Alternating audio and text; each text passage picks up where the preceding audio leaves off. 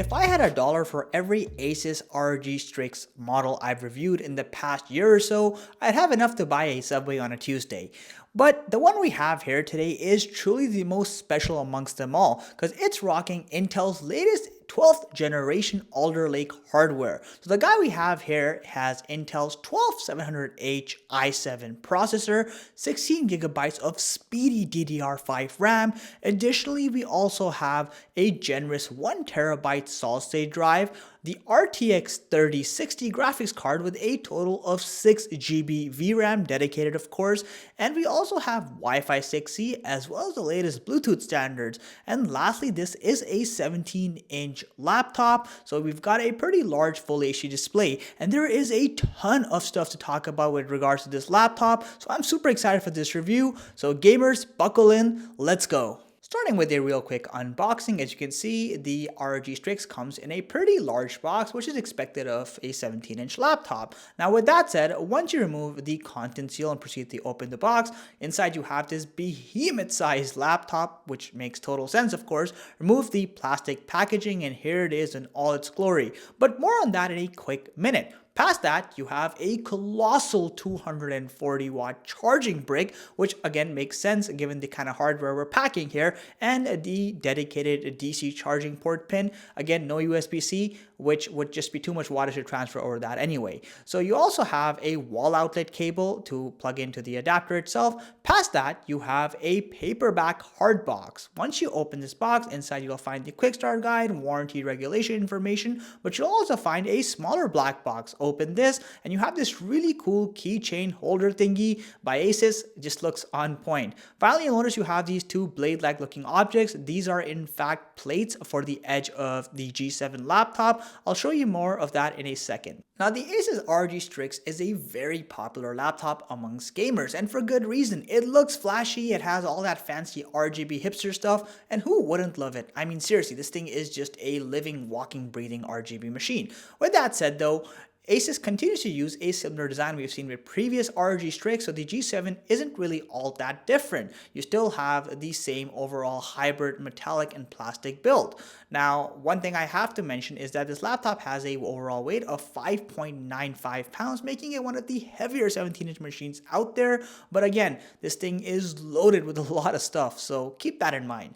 Now, starting off with the top side, you have a nice metallic finish. It's cool to the touch. It feels really premium. You'll also notice you have this small linear diagonal line, and you kind of have little like icons of the ROG logo that go. It's a pretty cool touch. You'll also appreciate the fact that you have this nice massive Asus ROG Strix logo, and yes, it does technically glow or have backlighting, if you will. I'll show that as well. And you'll also notice the fact that you have this extended back over here, which has a bunch of air intake vents. This is of course to make sure the laptop is well ventilated. And finally, you have that ROG Strix plate that I mentioned about. This can be swapped with the other two I showed earlier. IO port diversity is pretty decent on this machine as well. So on the back side, you'll notice you have two heat exhaust vents, which of course is required for a gaming machine.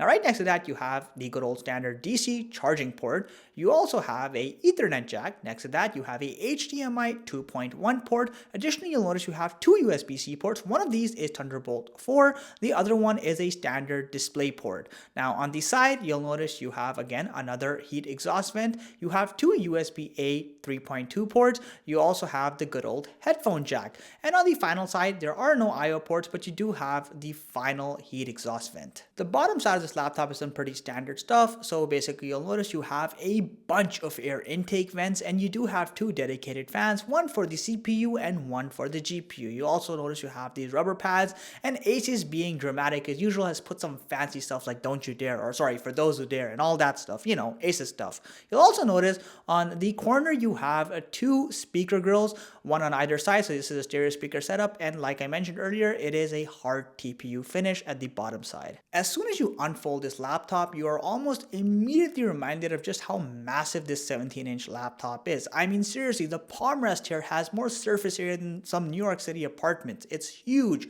With that said, you also have an equally impressive trackpad in the center. Now, what makes the trackpad really cool is that it has a premium glass surface finish and the clicks are super tactile. This is one of those trackpads where you can actually use it for gaming, which is a rare sight. Also, there is no flex whatsoever. It's really well calibrated and I can wholeheartedly endorse it. Making our way to the keyboard, you'll notice you have slightly smaller keycaps compared to previous generations. Despite that though, this is a very nice keyboard. So you have a generous amount of key travel. Also, the actual feedback on the keystrokes is very tactile. It's great for general typing or gaming. Unfortunately, WSD keys are no longer translucent, rather they blend in with the rest of the keyboard. But don't worry, because you'll notice that the right side of the chassis is translucent and you can actually kind of see the inner hardware. Pretty cool stuff and a cool design choice. You also have a full-size 10 keypad. Additionally, yes, this keyboard is fully RGB backlit, so you can let your inner color maniac take over. Directly above the keyboard is where you'll find the 2-tier hinge system. I can't say I'm too happy about it because those hinges are way too exposed. This could be problematic in terms of long-term wear and tear. Despite this, there is a rather limited amount of wobble and the hinge definitely seems to stay in place.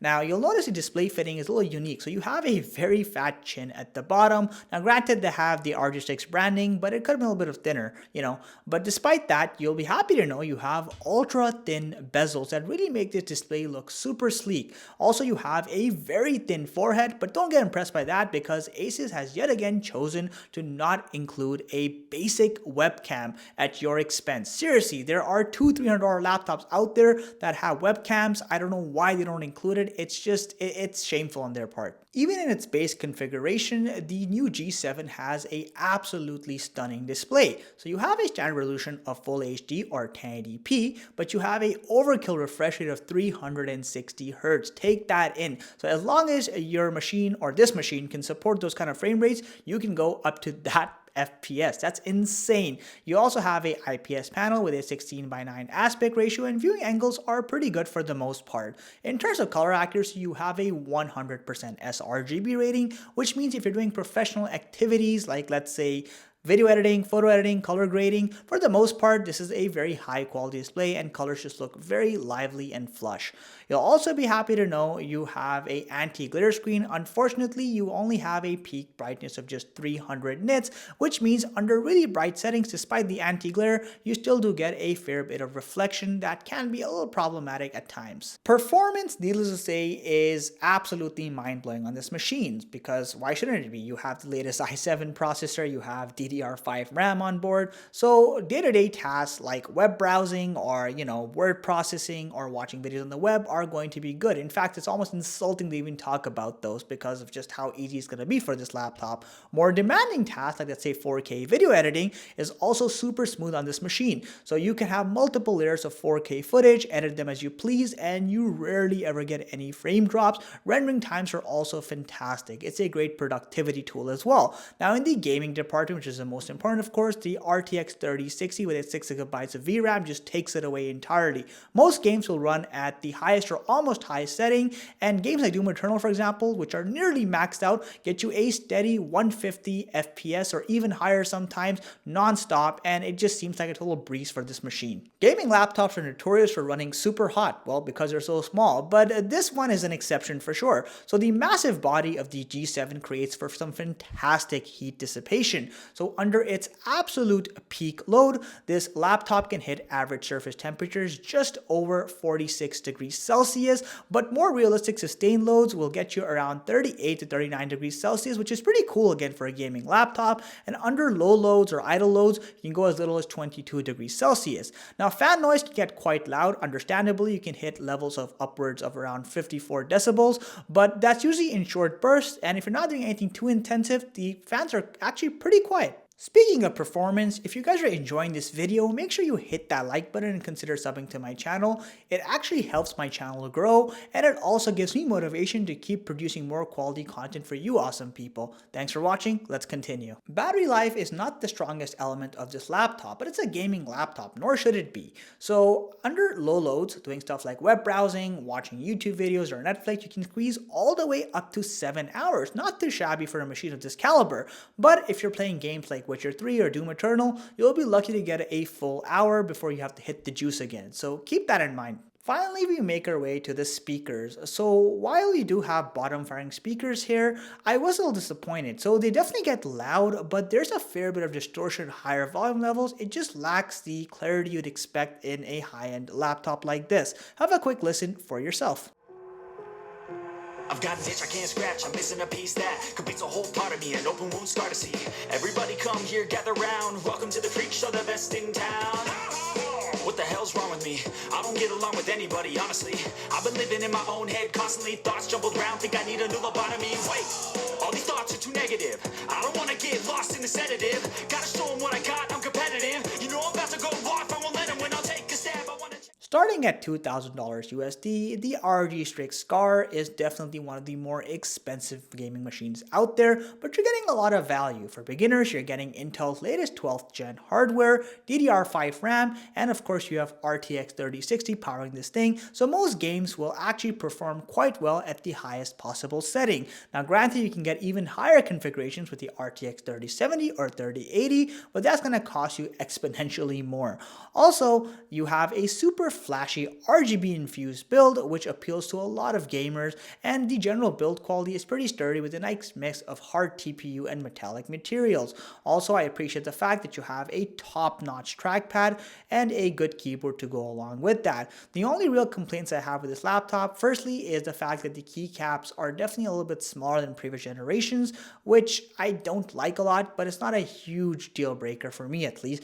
But a huge negative factor here is the lack of a webcam. On a $2,000 machine, that's just frankly unacceptable, and it's a very cheap move on Asus's part. But other than that, guys, honestly, this is a fantastic device. I honestly think that the ROG Strix will continue dominating the gaming laptop industry well into 2022 as well. If you guys enjoyed the content, make sure you hit that like button and sub to my channel. It genuinely helps me grow. Thanks for watching.